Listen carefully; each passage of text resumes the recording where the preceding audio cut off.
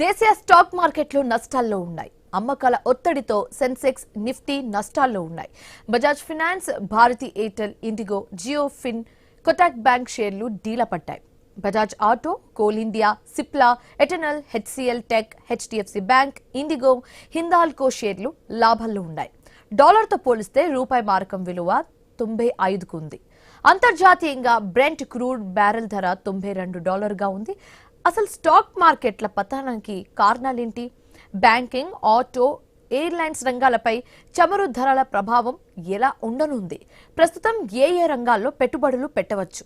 ఇప్పుడు ఇదే అంశానికి సంబంధించి చర్చిద్దాం. రైట్, ఇదే అంశానికి సంబంధించి మాట్లాడడానికి ప్రస్తుతం మనతో పాటు జాయిన్ అయ్యారు స్టాక్ మార్కెట్ అనలిస్ట్ శ్రీరామచంద్రమూర్తి గారు. ఆయనతో మాట్లాడే ప్రయత్నం అయితే చేద్దాం. So good evening sir. మనం చూస్తున్నాం ఇప్పుడు స్టాక్ మార్కెట్ గురించి ఇప్పుడు అందరూ కూడా చర్చించుకుంటున్నారు. సో అండ్ అలాగే రూపాయి మారక విలువ చూస్తే 95 కూడా దాటే అవకాశాలు ఉన్నాయి. కాబట్టి ఇప్పుడు ఇవన్నీ చూస్తుంటే ఏ రంగాల మీద ఎక్కువగా ప్రభావం పడే ఛాన్సెస్ ఎక్కువగా ఉన్నాయి సార్? యాక్చువల్గా మార్కెట్స్ ఇవాళ డౌన్ ట్రెండ్ ఓపెన్ అయినాయండి. ఇంటర్నేషనల్గా అయితే పాజిటివ్గానే ఉంది. ప్రెసెంట్ మార్నింగ్ పాజిటివ్ ఓపెన్ అయ్యి తర్వాత డౌన్ అయ్యాయి. ఈ చమురు ఎప్పటికీ ఇంకా తగ్గట్లేదు. అలాగే ఎక్కడ కూడా మార్కెట్స్ ఇది అవ్వట్లేదు. కాబట్టి ఇక అంటిల్ ఈ కొంచెం మార్కెట్స్ అన్ని కూడా డౌన్ ట్రెండ్ చూపిస్తున్నాయి. ఇరాన్ యుఎస్ ఇష్యూ ఎక్కడ కూడా నార్మల్ అవ్వలేదు.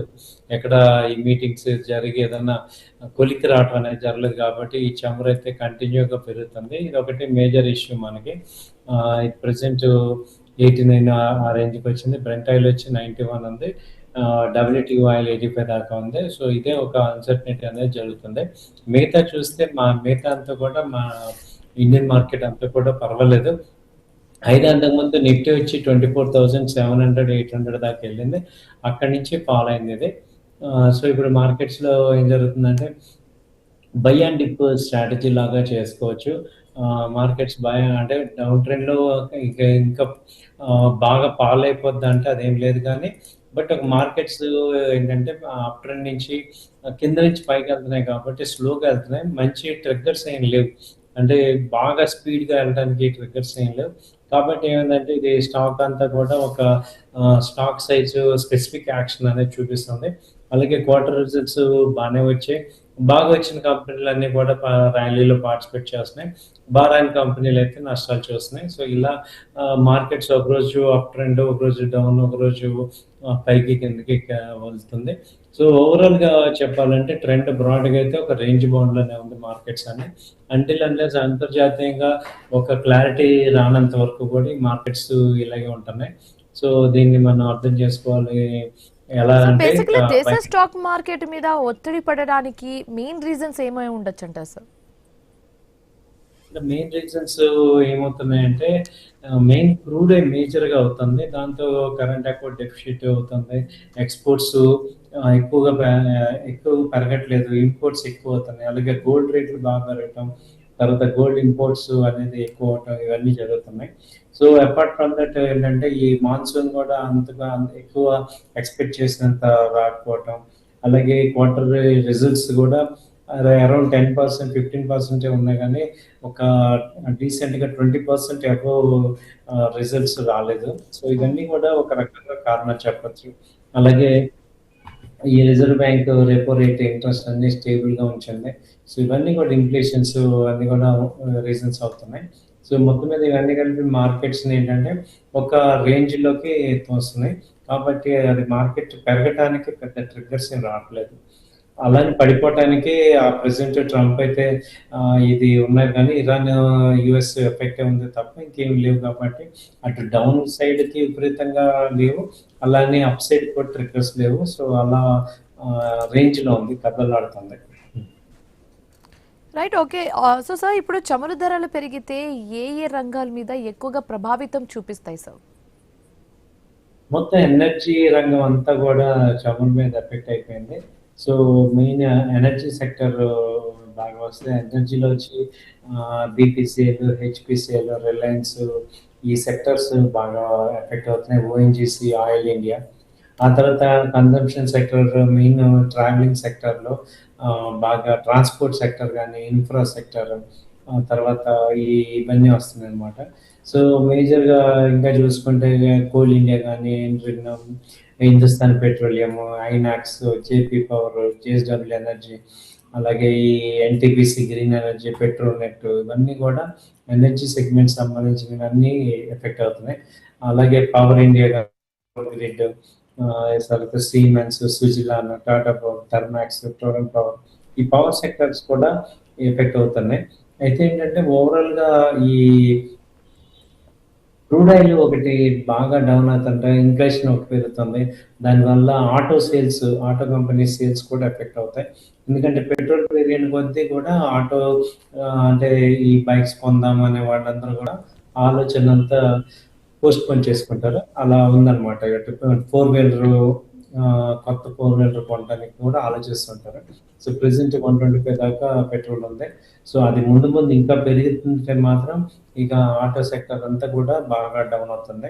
నెసరీ డిస్క్రిషనరీ ఎక్స్పెన్సెస్ అన్ని తగ్గిపోతాయి.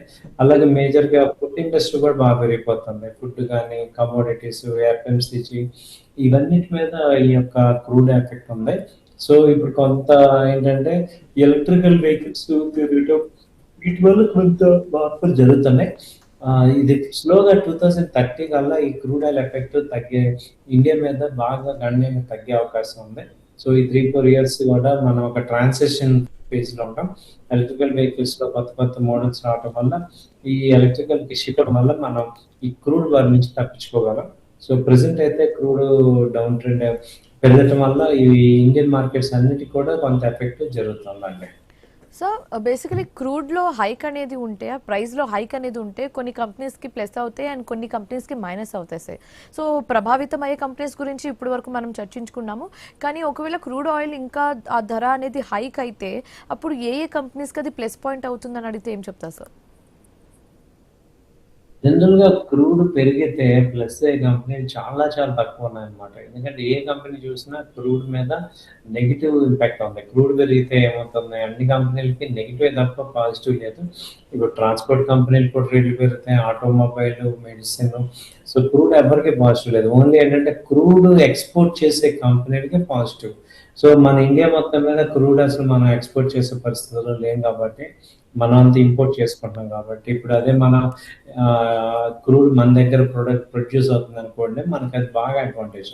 ఇప్పుడు మన దగ్గర ప్రొడ్యూస్ అవుతుంది కాబట్టి, మన కన్సంప్షన్ కాబట్టి, ఒక్క ఇండస్ట్రీ కూడా క్రూడ్ పెరగటం వల్ల బెనిఫిట్ అయ్యే ఇండస్ట్రీ చాలా తక్కువ ఉన్నాయి. 1 or 2 ఉన్నాయి. అవన్నీ కూడా జస్ట్ 1 or 2 అన్నమాట. ఓన్లీ బీపీసీఎల్, హెచ్పిసిఎల్ వాళ్ళకి ఏంటంటే రేట్ గవర్నమెంట్ పెంచదు కాబట్టి వాళ్ళకి లాసెస్. ఓన్లీ క్రూడ్ ఎవరైతే సప్లై చేస్తారో వాళ్ళకి బెనిఫిట్. సో మన ఇండియాలో ఎవరు సప్లై చేయం కాబట్టి మనకి ఎప్పుడు లాస్ అయ్యి, క్రూడ్ పెరిగితే లాస్, ఏ కంపెనీ కూడా బెనిఫిట్ లేదు. సో ఇప్పుడున్న సిచ్యువేషన్ మనం చాలా అన్సర్టినిటీ చూస్తున్నామండి స్టాక్ మార్కెట్లో, ఈ దేశీయ మార్కెట్ కావచ్చు. అన్సర్టినిటీ అనేది మనం చూస్తున్నాం కాబట్టి ఇప్పుడున్న పరిస్థితుల్లో లార్జ్ క్యాపా, మిడ్ క్యాపా, స్మాల్ క్యాపా, ఏ దాంట్లో ఎక్కువ ఇన్వెస్ట్ చేస్తే బెస్ట్ అని మీరు అంటారు? ఇప్పుడున్న అన్సర్టనిటీలో బెస్ట్ ఏంటి అంటే మిడ్ క్యాప్ చేసుకోండి. ఎందుకంటే లార్జ్ క్యాప్ ఆల్రెడీ బాగా పెరిగింది. అలాగే ఇప్పుడు మిడ్ క్యాప్ లో సెలెక్టివ్ గా అంటే 100 నుంచి 300 కంపెనీస్ వరకు మిడ్ క్యాప్ అంటాం. సో ఆ కంపెనీస్ ఇన్వెస్ట్ చేస్తే అవి ఇప్పుడు ప్రెసెంట్ రైజ్ అవుతున్నాయి కాబట్టి వాటిలో కొంత బెనిఫిట్ వస్తుంది, మీకు కొంత ప్రాఫిట్ అయితే మనం వర్కౌట్ అవుతాయి. సో మిడ్ క్యాప్లో కంపెనీస్ కొంచెం బెనిఫిట్ అవుతున్నాయండి. ఆ కంపెనీస్లో ఇన్వెస్ట్ చేసుకోవటం వల్ల లాంగ్ టర్మ్లో వెల్త్ క్రియేట్ అవుతుంది. సో ఇప్పుడు సజెషన్ ఏంటంటే మిడ్ క్యాప్ ఇన్వెస్ట్ చేసుకోవడం బెటర్ పాయింట్. సో ఇప్పుడు మిడ్ క్యాప్లో కూడా ఏంటి, టాప్ 100 నుంచి 101 నుంచి 300 అలాంటి కంపెనీలు మనం ఎత్తుకొని వాటిని ఇన్వెస్ట్ చేసుకుంటే మనకు ఒక బెనిఫిట్ ఉంటుంది. సో రైట్ సార్, మనకు కాలర్ రెడీగా ఉన్నారు. మంచిర్యాల నుంచి శ్రీనివాస్ కాల్ చేశారు. శ్రీనివాస్ గారు నమస్తే అండి, చెప్పండి. మేడం ఇది బజాజ్ హౌసింగ్ ఫైనాన్స్ ఇప్పుడు కొనుక్కోవచ్చా మేడం? సారీ అండి, బజాజ్ హౌసింగ్ ఫైనాన్స్ అడగండి, క్వశ్చన్ అడగండి. బజాజ్ హౌసింగ్ ఫైనాన్స్, అదే మేడం బజాజ్ హౌసింగ్ ఫైనాన్స్ కొనుక్కోవచ్చా, ఇప్పుడు ఎంట్రీ కావచ్చా? ఓకే చెప్తాను. బజాజ్ హౌసింగ్ ఫైనాన్స్ వచ్చి ప్రెసెంట్ బజాజ్ ఇది ప్రెసెంట్ 84 రూపీస్ అలా ఉందండి. ట్రెండ్ అంతా కూడా అంతకుముందు 175 నుంచి ఇప్పుడు 85 వచ్చింది. ఇది లాంగ్ టర్మ్ లో ఇన్వెస్ట్ చేసుకోండి. ఒక 2 ఇయర్స్ 3 ఇయర్స్ హోల్డ్ చేసుకుంటానంటే ఇన్వెస్ట్ చేసుకోండి. ఇక్కడ మేజర్ గా మన అంతకుముందు 76 అలా వచ్చింది. ఆ హై వచ్చి 180 నుంచి ఫాల్ అయింది. కాబట్టి లాంగ్ టర్మ్ ఒక 2 ఇయర్స్ 3 ఇయర్స్ హోల్డ్ చేస్తానంటే ఇది కొంచెం పెరిగే ఛాన్స్ ఉంది. షార్ట్ టర్మ్ కాకుండా లాంగ్ టర్మ్ లో ఇన్వెస్ట్ చేసుకోండి. సో సార్ ఇప్పుడు నిఫ్టీ 24,000 దగ్గర ట్రేడ్ అవుతూ ఉండడం మనం చూస్తున్నాము. ఒకవేళ దానికి తగ్గినా పెరిగినా ఇలాంటి కాన్సిక్వెన్సెస్ ని మనం చూస్తాము ఫర్దర్ గా. నిఫ్టీ అయితే ప్రెసెంట్ 24,200 ప్రెసెంట్ మేజర్ సపోర్ట్ దగ్గర ఉందండి. ఒకవేళ అది బ్రేక్ అయిందంటే నిఫ్టీ ఇప్పుడు 24,000 అయితే మేజర్ సపోర్ట్ కనపడుతుంది. సో లాంగ్ టర్మ్ లో ఏంటంటే ఇక్కడ నుంచి తగ్గే కన్నా పెరిగే ఛాన్సెస్ ఎక్కువ ఉంటాయి. ఎందుకంటే ఇవాళ ఇప్పుడు అంతకుముందు 2-3 సార్లు కూడా ఇది 24,200 700 దాకా వెళ్ళింది. అక్కడ నుంచి ఫాల్ అయ్యి 24,000 major support. Last time worst situation లో కూడా నిఫ్టీ ఎక్కడ దాకా వచ్చిందంటే 23,200 వచ్చింది. అంటే ఇప్పుడు లాస్ట్ టైం ఉన్నంత వరస్ట్ లేదు కాబట్టి ఈ లాస్ట్ టైం కూడా 23,850 మళ్ళీ ఒకసారి సపోర్ట్ వచ్చింది. అక్కడి నుంచి మళ్ళీ పైకి వెళ్ళింది. సో హయ్యర్ హైస్ ఫామ్ అవుతున్నాయి వీక్లీ చార్ట్ లో. వీక్లీ చార్ట్ అయితే హయ్యర్ హైస్ ఫామ్ అవుతున్నాయి క్యాండిల్స్ అన్ని. సో ట్రెండ్ కొంచెం పాజిటివ్ గానే ఉంటుంది. సో బోటమ్ లాస్ట్ మనకి 3 days బ్యాక్ కూడా 24,200 మేజర్ సపోర్ట్ తీసుకున్నాం. అక్కడి నుంచి రివర్సల్ అవుతుంది. ఒకవేళ బాగా డౌన్ అయినా ఇంకో 200 పాయింట్స్, అంతకు మించి ఎక్కువ డౌన్ లేదు. సో మిగతా స్టాక్ స్పెసిఫిక్ గా ముందుకు వెళ్తూనే ఉంటాయండి, పైకి వెళ్తూనే ఉంది. సో అలాగే బ్యాంక్ నిఫ్టీ మేజర్ గా అవుతుంది అనమాట. బ్యాంక్ నిఫ్టీ కూడా కన్సల్టేషన్ బాగా అయ్యి ఇప్పుడు అంతకుముందు 60,000 దాకా వచ్చింది. ఇప్పుడు 57,700 57,500 ఆ రేంజ్ లో ఉంది. ఇది చాలాసార్లు 57,000 దగ్గర మల్టిపుల్ టైమ్ సపోర్ట్ చూపిస్తుంది. కాబట్టి ఏంటంటే బ్యాంకింగ్ స్టాక్స్ కూడా పెద్దగా తగ్గట్లేదు. ఓన్లీ ఐటీ, ఇప్పుడు ఐటీ సెక్టర్ ఒక్కటి దానివల్లే మార్కెట్స్ నిఫ్టీ డ్రాగ్ అవుతుంది. మా డ్రాగ్ అయితే నిఫ్టీ ఐటీ సెక్టర్ మీద డ్రాగ్ అవుతుంది. సో ఐటీ కూడా కొంచెం పుల్ బ్యాక్ అయితే మళ్ళీ పాజిటివ్ వచ్చే ఛాన్సెస్ ఉంటాయి. సో కాబట్టి మనకి మేజర్గా నిఫ్టీ అయితే ఇక్కడ సపోర్ట్ లెవెల్ ఉంది, లేదు ఇక్కడ సపోర్ట్ అండ్ రెసిస్టెన్స్ మధ్యలో ఉంది. 23,200 24,200 24,000 సపోర్ట్ లో ఉంది. అలాగే రెసిస్టెన్స్ వచ్చి 24,700 రెసిస్టెన్స్ లో ఉంది. ఓకే. సో సార్ ఇప్పుడు ప్రస్తుతం మార్కెట్ కరెక్షన్స్ ని చూస్తుంటే ఇప్పుడు ఇంకా అంటే ఇది కొనుగోలు అంశంగా పరిగణించాలా లేకపోతే ఇంకా పతనం అయితేనే బెస్ట్ అని మీరు చెప్తారా? ప్రెసెంట్ ఏంటంటే ఇప్పుడు మార్కెట్స్, ఇండియన్ మార్కెట్స్ ఏంటంటే బాగా బాటమ్ నుంచి రివర్సల్ అయ్యాయని చెప్పుకోవచ్చు. బట్ ఓవరాల్ గా ట్రెండ్ ఎలా ఉంది? అప్ ట్రెండ్ లో ఉందా, కంప్లీట్ గా బుల్లిష్ లోకి వచ్చిందా అంటే అది ఇంకా రాలేదని చెప్పాలి. కాబట్టి ఏంటంటే బై అండ్ డిప్ లాగానే చూసుకోవాలి మార్కెట్స్ ని. అంటే డౌన్ ట్రెండ్ లో బై చేసుకోండి. కొత్త ఒక 50% ఇక్కడ ఇన్వెస్ట్ చేసుకోండి, మళ్ళీ ఒక 50% ఒకవేళ డౌన్ అయితే ఇక్కడ ఇన్వెస్ట్ చేసుకోండి. సో మనకి కాలర్ రెడీ ఉన్నారు, రమణారెడ్డి ఫ్రమ్ ఒరిస్సా నుంచి కాల్ చేస్తారు. రమణారెడ్డి గారు చెప్పండి. మేడం దూత్ ఛాన్స్ ఎట్లుంటది? దూత్ ఛాన్స్ sir. Good evening. Good evening అండి. ఏ కంపెనీ కావాలి సార్ చెప్పండి. దూత్ ఛాన్స్ ఉండించుకోవచ్చా? ఇది కావచ్చు సార్. సార్ కొంచెం స్పెల్లింగ్ చెప్పండి. హలో, స్పెల్లింగ్ చెప్పండి sir. Hello spelling sir. Hello కొంచెం స్పెల్ చేయండి. హలో, ఆ స్టాక్ నేమ్ స్పెల్ చేయండి Ramana Reddy garu. Coal India plus Dhoot ట్రాన్సిస్ట్. కోల్ ఇండియానా? ఓకే. కోల్ ఇండియా అయితే ప్రెసెంట్ ఇది కోల్ ఇండియా ఇది 406 అలా ఉందండి. డౌన్ ట్రెండ్ ఉంది కంటిన్యూగా. ఇది అంతకుముందు 474 నుంచి ఫాలో అవుతుంది. ఇక్కడ వీక్లీ చార్ట్ కొంచెం ఇక్కడ సపోర్ట్ తీసుకుంది, ఇక్కడ నుంచి మళ్ళీ పెరుగుతాయి, వెయిట్ చేయండి. ఇంకోటి రమణారెడ్డి గారు, ఇంకో కంపెనీ ఏంటి? దూత. Okay right. ఇంకో కంపెనీ యా కట్ అయిపోయిందండి, కాల్ కట్ అయిపోయింది. సో ఇలాంటి యా సో ఇప్పుడు ఏంటంటే ఇప్పుడు యుఎస్ ఇరాన్ ఇంకా ఆ వార్ అనేది మనం ఇంకా కంటిన్యూస్గా చూస్తున్నాం కాబట్టి ముందు ముందు ఒకవేళ ఇలానే కంటిన్యూ అయితే అది స్టాక్ మార్కెట్ మీద ఏ విధమైన ప్రభావం చూపుతుంది సార్? యాక్చువల్గా ప్రతి న్యూస్ కూడా స్టాక్ మార్కెట్ మీద ఎఫెక్ట్ చూపిస్తుంటుందండి. అది చిన్న న్యూస్ అయినా పెద్ద న్యూస్ అయినా. అయితే ఏంటంటే ఎక్కువ కాలం ఉండదు. ఇప్పుడు ఓవరాల్ గా చాలా మంది అన్నారంటే మార్కెట్ డౌన్ అయింది కదా అంటున్నారు. సో ఇప్పుడు మనం చాలా సార్లు నేను చెప్పదలుచుకుంది ఏంటంటే, ఓకే ఇప్పుడు మార్కెట్ డౌన్ అయింది. మీరు ఇప్పుడు 2030కి ఎలా ఉంది మార్కెట్ అని చూస్తే ఇప్పుడున్న మార్కెట్ కన్నా ఎక్కువ ఉంటుంది కదా. కాబట్టి మనం ఏంటంటే మార్కెట్లో లాంగ్ టర్మ్ లో థింక్ చేసుకుంటూ ఇన్వెస్ట్ చేసుకోవటం వల్ల మంచి బెనిఫిట్ పొందుతాం.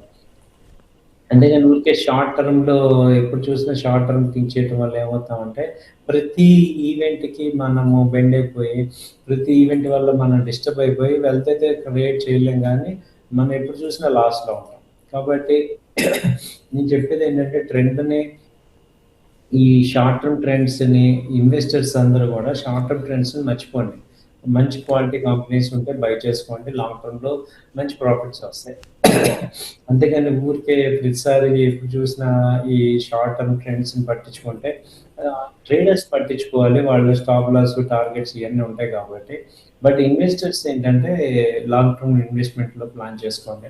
మంచి కంపెనీస్, ప్రాస్పెక్టివ్ గా ఉన్న కంపెనీస్, మంచి ప్రాఫిట్స్ ఇచ్చే కంపెనీస్, గ్రోత్ రేట్ ఒక 15-20% ఉన్న కంపెనీస్ లో ఇన్వెస్ట్ చేసుకొని హోల్డ్ చేసుకుంటే ఒక 2 years 3 years మంచి బెనిఫిట్స్ వచ్చే ఛాన్సెస్ ఉంటాయి. సో ఎప్పుడు మాట్లాడినా ఎవరు మాట్లాడినా ఇదే మాట్లాడతారు ఇన్వెస్టర్స్ గురించి. సో అలాంటి కంపెనీస్, క్వాలిటీ కంపెనీస్ లో ఇన్వెస్ట్ చేసుకోవటం, వాటిని హోల్డ్ చేసుకోవటం, వాటిలో మంచి రిటర్న్స్ గెయిన్ చేసుకోవచ్చు.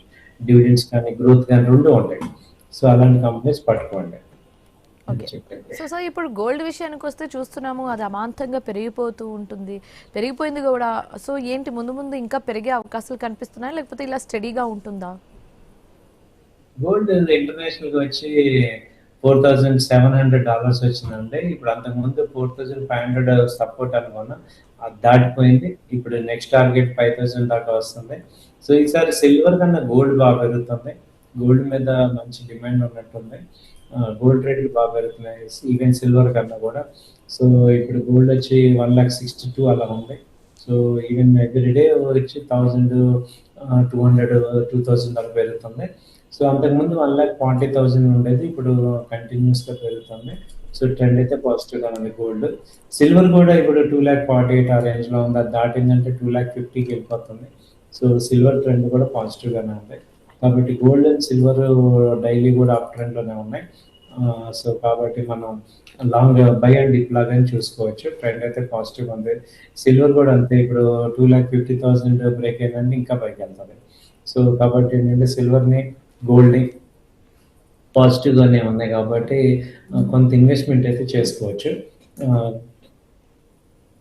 ఓకే.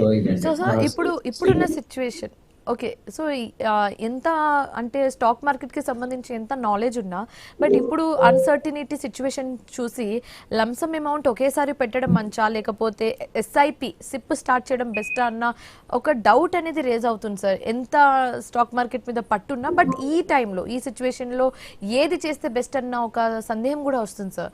సో మీరు ఇచ్చే సజెషన్ ఏంటి? ఇది లంసమ్ ఇప్పుడు స్టాక్ మార్కెట్ లో ఇన్వెస్ట్ చేయాలంటే కొంత నాలెడ్జ్ ఉండాలి, కంపెనీ మీద అవగాహన ఉండాలి, టైం ఉండాలి, మనం అప్ అండ్ డౌన్స్ ని తట్టుకునేటట్టు ఉండాలి. నాకు అంత నాలెడ్జ్ లేదండి, అంత టైం లేదు, అంత పేషెన్స్ లేదు, ఎమోషనల్ గా ఎఫెక్ట్ అవుతానంటే ఎస్ఐపి చేసుకోవటం బెటర్.